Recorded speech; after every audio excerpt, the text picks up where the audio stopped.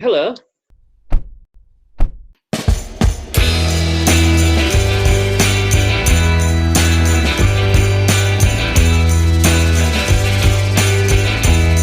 When your mind is Good evening, Graham. Hello, Charles. How are you? I'm fine. How are you? A frustrating day. Oh dear, why? Well, I mean, Is nothing this dramatic. Nothing dramatic. There's a man supposed to be putting doors back on, and he didn't bother oh to this is turn up. this is not arts related. It's life related, and it's very annoying. And it's Yeah. about as annoying as Man United getting a late winner, and it's about as annoying as Burnley getting a late winner, and it's about as annoying as every single result this weekend, including Leeds not winning. But apart from that, anyway, Oh good to dear. Let's not go there. no, exactly. Anyway, so our week this week we're reflecting on. Well, you've been on Six Music this week, Graham. To give it its full title, BBC Six Music. This Yeah. was on Craig Charles's show, and Yeah. we're not wanting you to big up your big ego even more than normal. But on the No, other no, no. hand, it's quite an honour to be on there. And this came, which day of the week was it? And it It was was on between Wednesday afternoon. Wednesday afternoon, between 2 and 3. It did not a Yeah. lot of between 2 and 3, but a little slice of life between 2 and 3. How did it come about, Graham? This appearance? Totally random. I Oh, always tweet when I've got a vinyl sessions coming up where I talk about classic albums, sometimes with guests. yeah. And I tweeted about the Nirvana one, and somebody I didn't know direct messaged me and then put me in touch with a producer at BBC Six Music, and they Yeah. suggested I go on to talk about my life and music on Craig Charles's show. And so I think they billed it as Graham Chalmers' one-man mission to bring live music to Harrogate. And then since I first started doing this sort of stuff 27 years ago, Mm. and I've done so many different things, brought so many bands to Harrogate, and spent so much more money doing it as well. I've never had a big pay packet. I'm not wealthy, so I reckon I've probably spent altogether about 20 grand of my own money in the last 27 years on That's doing music extraordinary. That events and that gigs. sum of money. That's quite something, isn't it? Yeah, that's over a long period of time. Yeah, I've but always it's always had the philosophy that I'm doing this because I love doing it. So I don't. Everybody else gets paid for their work, and yeah. I don't. That's the way it works. Well, that's not the way to become a millionaire, but it's certainly the way to win people's hearts and influence the The world. So, world's got enough millionaires already. It doesn't need another one. quite right, Graham. Quite right. So you actually sort of charted. Well, interestingly, um, it was just you talking. There was no sound of Mm, anyone interviewing you, which was kind of yeah. weird. It was just Graham Chalmers. Mm. Beaming to the nation, beaming out to the nation. It was like I'd hacked into the BBC Six Music website, hijacked the show live on air. And for nearly 5 minutes, the whole show was just me talking about what I'd done in Harrogate and Harrogate's music scene, which is great because Harrogate in the past did have a fantastic music scene. It's Yeah. going through dubious days right now, but it's Mm. a lot of great stuff's happened. But one thing, as soon as I'd finished the interview, I felt bad because I was talking so much, as you've heard, that Yeah. I forgot to name check all the other people in the Harrogate scene of the last 25 years Mm. who've done a lot of work in the same sort of areas as me Perhaps you could in do it music here and the right arts. now on Two Big Well, yeah, Egos instead. I think that I would re be I perfect. reckon, yeah, I reckon that in the last 25 years there's been 12 people in Harrogate who've actually directly been responsible for making Harrogate a much more interesting place than just history and tea rooms and flower beds. Mm. Mm. And those people, a lot of whom I've worked with, and a lot of the events I've done have been in conjunction with these people. Richard McTague, Andrew Stewart, James Littlewood, John Haxby, DJ Trev, Rufus Beckett, Alan Smythe, Colin Payne, Sharon Canavar, Andy Backhouse, Alex Truitt, Quadrad, Simon Colgan, Rachel Outie, and the wonderful punk collaborative group North Yorkshire Hardcore, who still occasionally do stuff. Mm. And all these people have made Harrogate a much more interesting place. It hasn't just been me, despite how it came across on BBC Six Music. Have some of them sort of come and gone? I mean, is that the way inevitably with these things? Some people, yeah, some people have left town over the years. Like Jason Fett. Some people have actually yeah, sadly died, Mm. and the other ones have stopped doing what they were doing. And at no point have I ever completely given up. No. I may have little lulls, little short patches of inactivity, but I never actually give up. I always come up with another idea, another event I want to So do. you've Hence been the the glue, fact that you've I've been the plugged. constant, if you like. There's been two or three constants Hmm. that are still doing things, but Would you yeah, say? to a degree. But the I next mean, event is Rob Chapman, who we had on the show last week. He's yes, I coming to do a did. Q&A Yeah. about your Yeah. Unsung Unsaid book. Uh, Hmm. Starling in Harrogate with myself and James Littlewood on Wednesday, January the 22nd. Would you say it's actually difficult for someone to be a constant? I mean, Harrogate doesn't get the media attention, apart from what you give it, and sometimes what we give it, obviously, here on Two Big Egos and a small car. Is it a kind of town that's, I mean, obviously Sharon Kavanagh actually has now had a long run, just like William Dodds before her, with the Harrogate International Festivals, which have broadened their scope under Sharon, of course. Um, but is it actually quite a difficult town to do that? Is it somewhere that maybe people still feel, oh, I need to move on elsewhere, maybe to make a mark? Yeah, that's totally true. And people who've made them big names for themselves in the music business as musicians tend to never mention Harrogate ever again. Mm. So Harrogate has a long history in the music industry, but because it is such a traditional looking town, because the people who run the town are totally happy to present that image to the outside world, its own reputation and its own self-image never changes. So no matter how many great rock events or alternative culture or independent events happen in Harrogate, it shapeshifts back into the same 19th century town. So unless you're persistent, you do think, well, why am I bothering? But I don't. I think like that occasionally, but Mm. ultimately you do something because you think it's worth doing and it's a good idea. And if parts of the town itself choose to ignore not just me but lots of other great things are happening, well, there's no reason why we should stop or why I should stop. Well, in some ways, you could argue that actually its nature is such that it suits creativity, because I'm not saying it's not a competitive field in the way that it might be seen in Manchester or Leeds or Newcastle or Sheffield or whatever, but it seems to me that creativity has always been welcomed in the city. The very fact there is an international arts festival in Harrogate, and a significant one at that, a long-standing festival, points to that. Yeah, but the culture they promote, apart from literature, is mainly classical music with a little bit of jazz. It is. Their It is. attempts at rock music, which involved me when I was in charge of the Fringe for three Mm, years, mm, are only short-lived because in Harrogate, the sort of like dominant set of people aren't really interested in rock music and don't think it's no, a, no. a valid field in which for them to spend their time So, or their what money. by comparison then? Why would you say that? And it has been hugely successful, the Crime Writers Festival. I mean, that really punches powerfully in the book world. What is it that has made that so successful, and that it has stretched beyond Harrogate with its impact?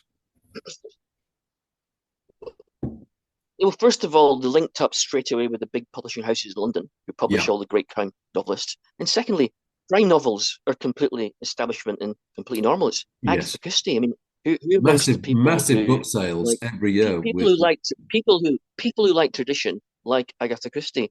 So yes. it's a different thing. I've said this a few times in the past. Harrogate is the only town where rock and roll didn't win. Rock and roll is still an outsider's activity in Harrogate. That's how Mm. traditional the people that run the town are. But that makes a great place to be independent because to get anything done, you have to be independent. You've got no real choice. Which actually, I mean, I think there's probably a similar attitude applies in New York in some ways, that I think the great achievers in New York have always been those who are independent minded. And that's not to say that Make It York or York Bid um, doesn't see fit to try to encourage arts activity, or indeed the city council, or indeed explore York with the libraries. But it seems to me that there has to be a spirit that comes from independence that comes through. Often, I mean, that would apply in bigger cities as well. The nature of someone by being independent perhaps makes them more determined to succeed. That it's more difficult to do that within the confines and restrictions, if you like, of serving as within a council to do that.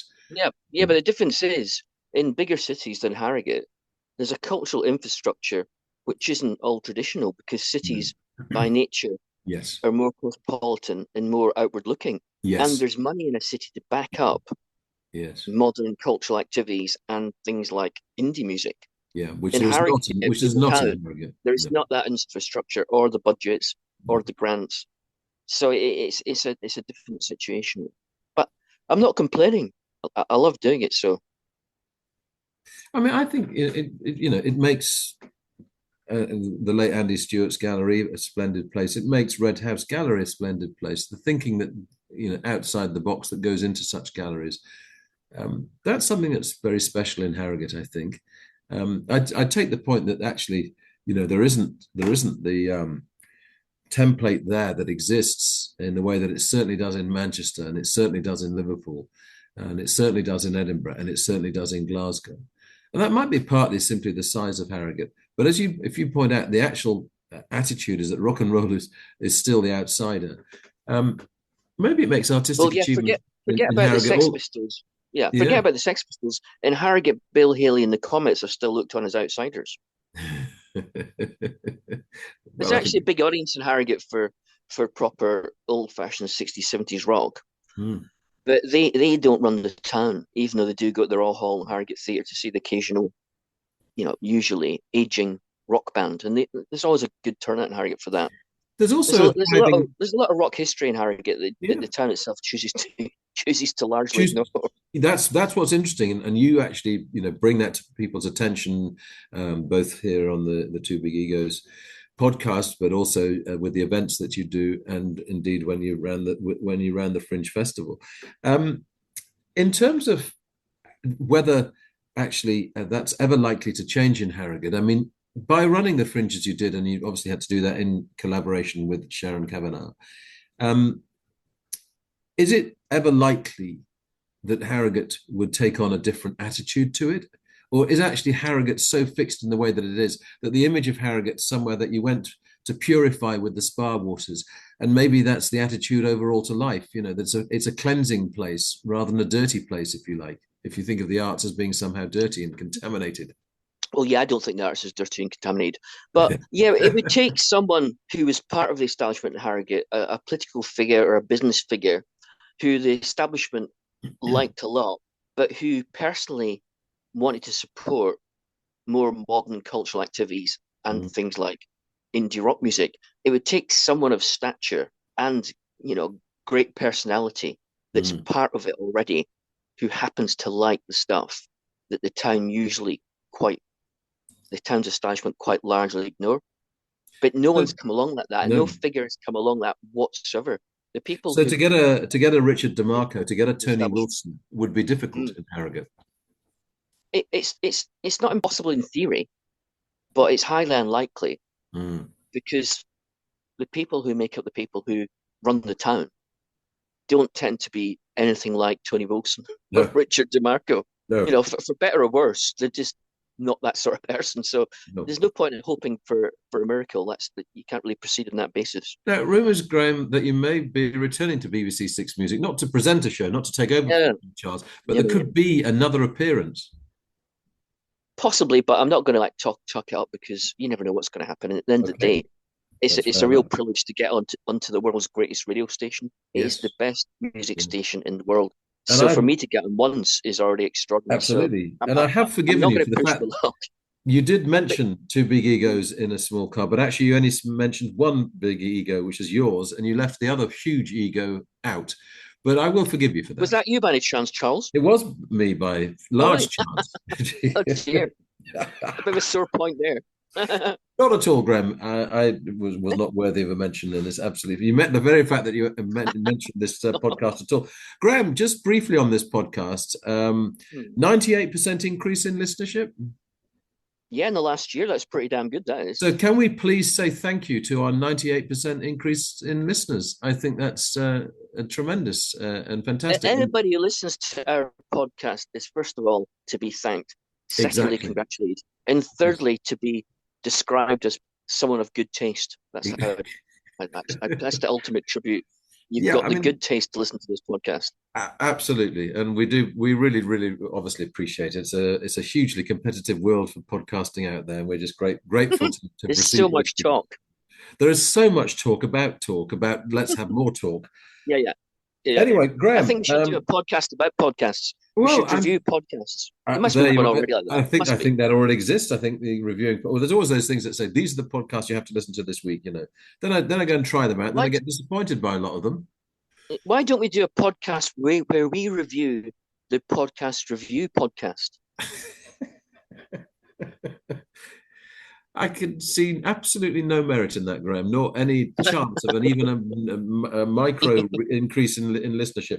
Now, Graham, I've not because I've been so busy with pantomimes, Christmas Yours. shows, etc. I've not been to the cinema, and you've seen two of the films that I've been very, very keen to see. Certainly have. However, the fact is that in your listing here, film mistakes. Now that's so that Mm. I'm sort of set on edge. I mean, I think I want to still go and see Blitz, and I think I still want to go and see Conclave. Oh yeah, I'm not going to put The- you off. No. But these two very new different films, Snatch Defeat from the Jaws of Victory. Now that's a Yeah, frustration. it is. It is. Well, Blitz by Steve McQueen is a really powerful, visceral, emotional, exciting, spectacular look at the Blitz London in the 1940s and the Second World War in a way that's never been done before. It's not like John Boorman's sort of like sentimental little white kids having a great time in the rubble of German bombs, nostalgia type thing. It's really sort of right in your face. And there's Mm. Saoirse Ronan playing the mum of the small black child who's Elliot Heffernan, who goes missing, and they have to find him in London as the bombs drop. So it's quite sort of gripping, and it's sort of like Dickensian journey through the underbelly of London. And so all that is fantastic. And Saoirse Ronan's good, although she hasn't got any good lines, not good Mm. dialogue for her. Stephen Graham turns up, Benjamin Clementine, Paul Weller turns up in an acting role Oh yeah, I read that he was in this. as Saoirse's dad, which is quite extraordinary. Mm. But unlike Small Axe, which is the brilliant TV series that Steve McQueen did about the black community in Britain in the 1970s and early 80s, it doesn't ring true because he's so intent on upending the apple cart in showing you the real London, the multicultural London.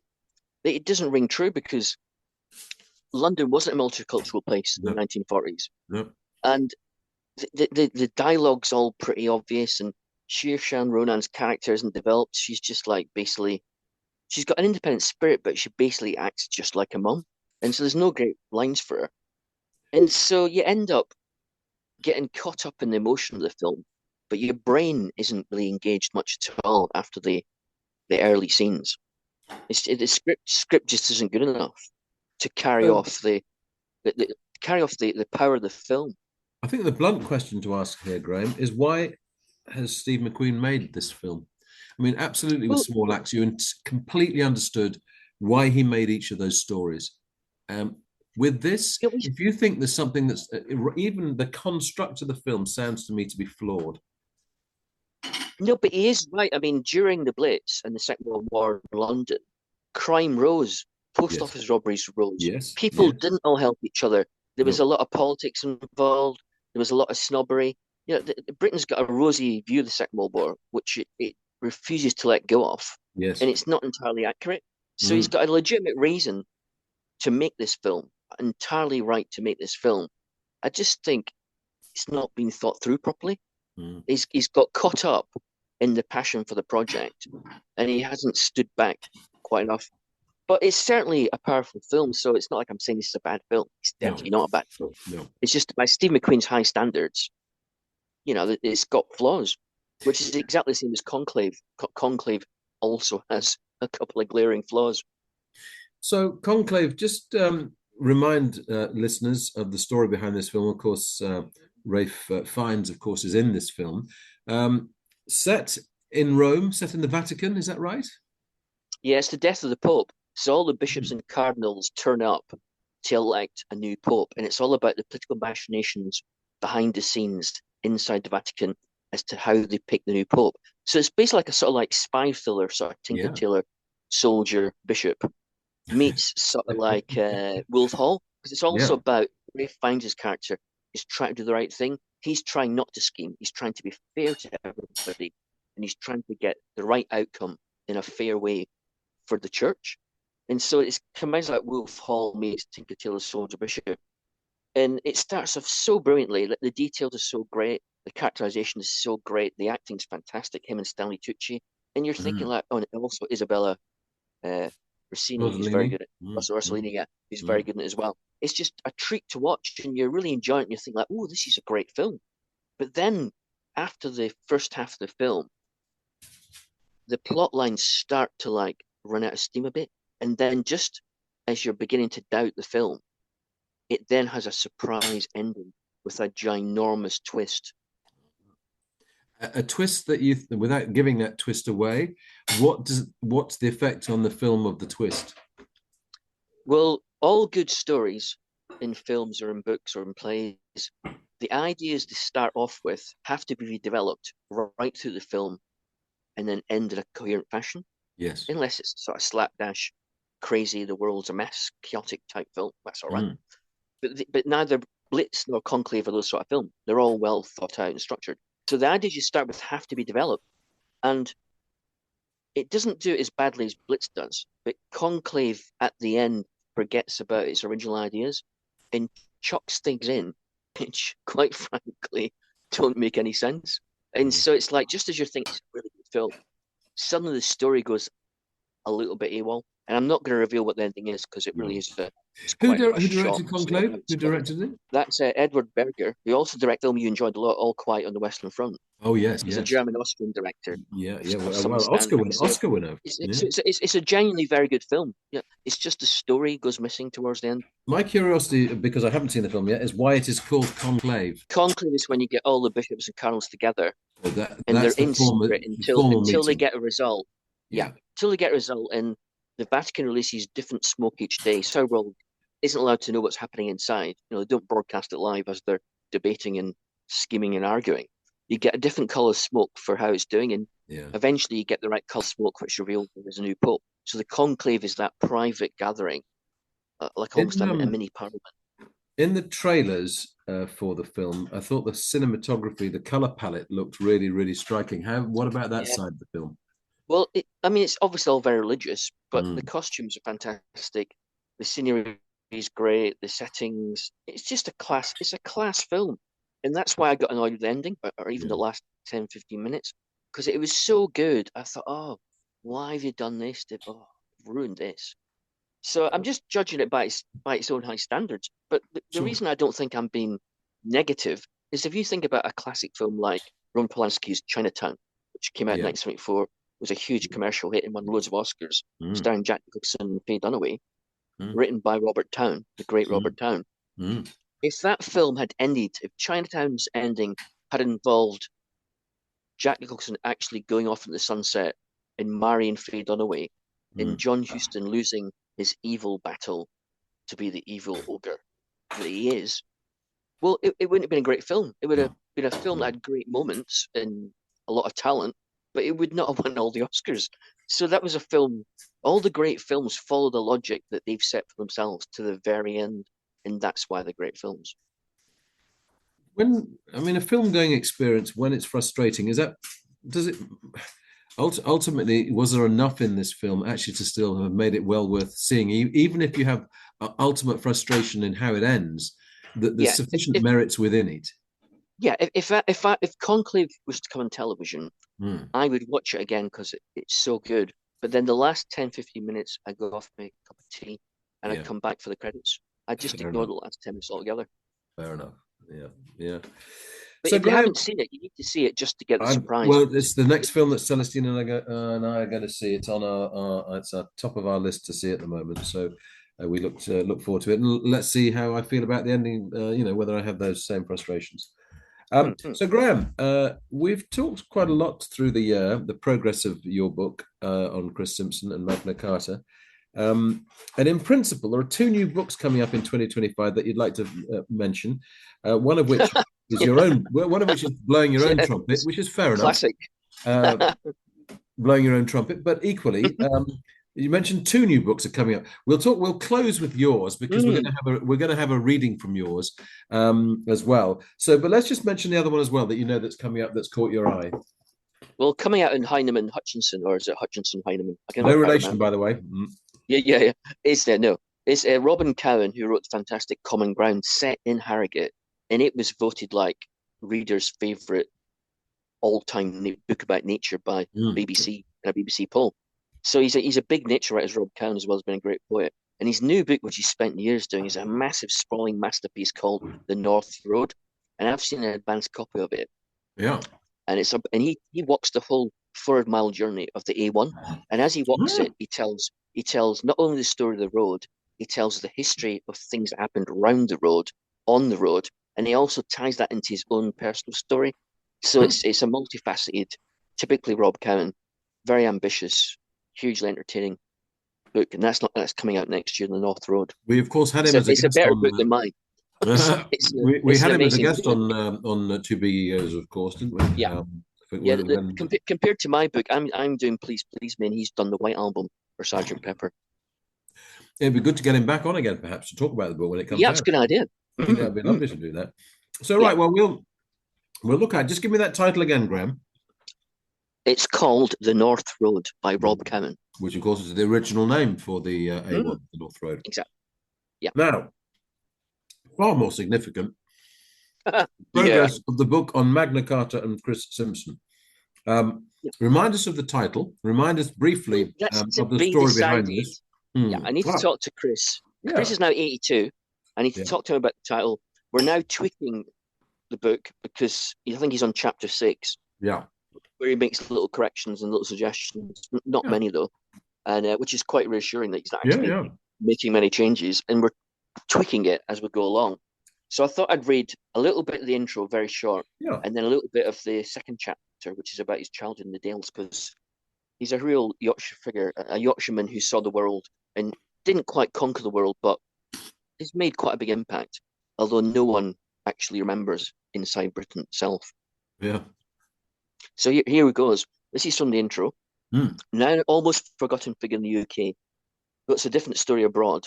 Chris Simpson is the last of the heroic figures of the golden age of British rock music and folk rock in the late 1960s and early 1970s to remain undiscovered in this era of obsessive nostalgia. Over the course of more than 50 years with his ever-changing band Magna Carta, he has sacrificed everything in the cause of creativity and career, losing almost every band member he's ever had, including two of his wives, both of whom made significant contributions to the band's history at various points. One early member of Magna Carta even left the band to run a pet shop.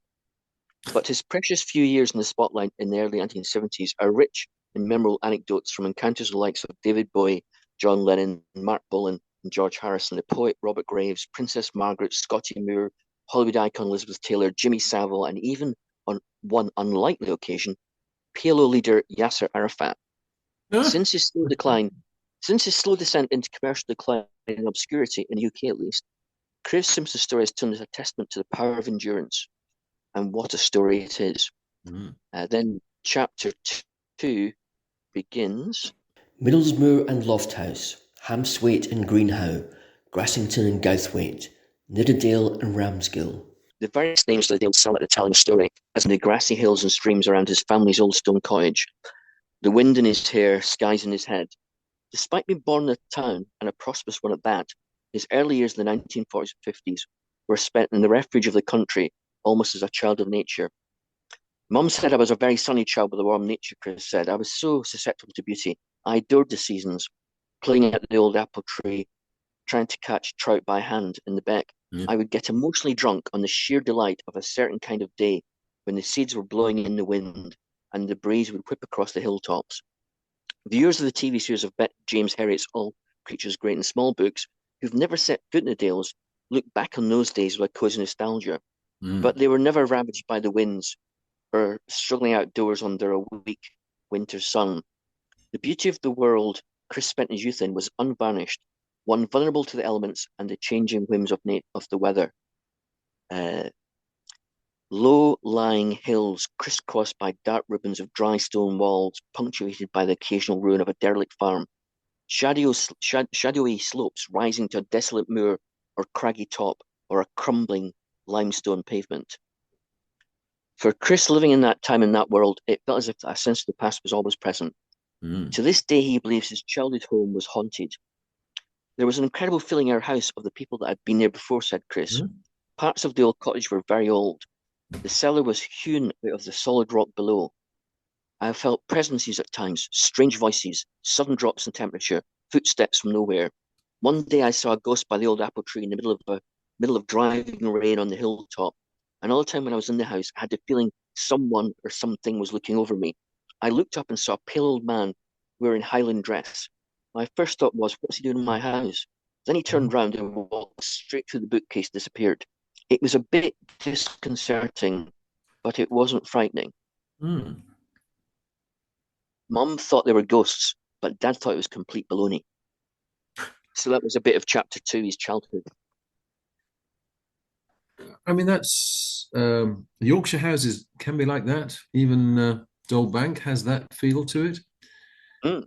You go into part of Dole Bank, and it feels colder than the rest of the house, and you kind of wonder why. And when Ted and Sarah talk about childhood days there, they recall that feeling, and in those rooms. So it's fascinating, interesting there that the mother would believe and the father thought it was baloney.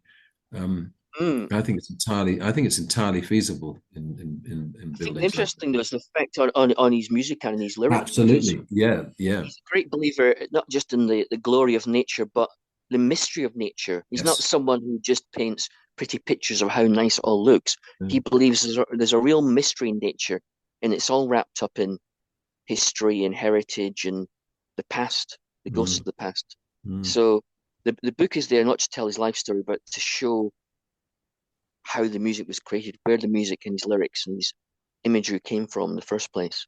I mean, mystery is a very good word for it. I think whenever one walks in woods and you think about how ancient some of the trees are in those woods and what they've seen, what they've been through, and all the rings that are there through the years, there is a mystery to how I think nature turns. I beyond explanation in biology, beyond explanation in a textbook, as to I think there is something miraculous in nature, and I think if you grow up in that world, I think you don't necessarily make sense of it always. I think there is an element of wonder that is retained.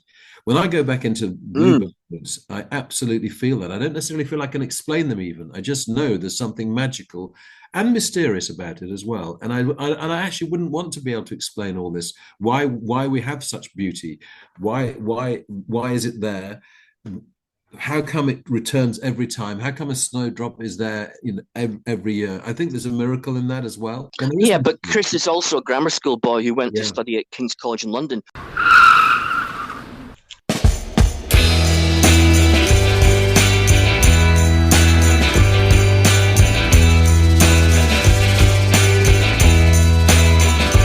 When your mind is You've been listening to the podcast Two Big Egos in a Small Car. Your hosts were Graham Chalmers and Charles Hutchinson. This was a Baltic sub production.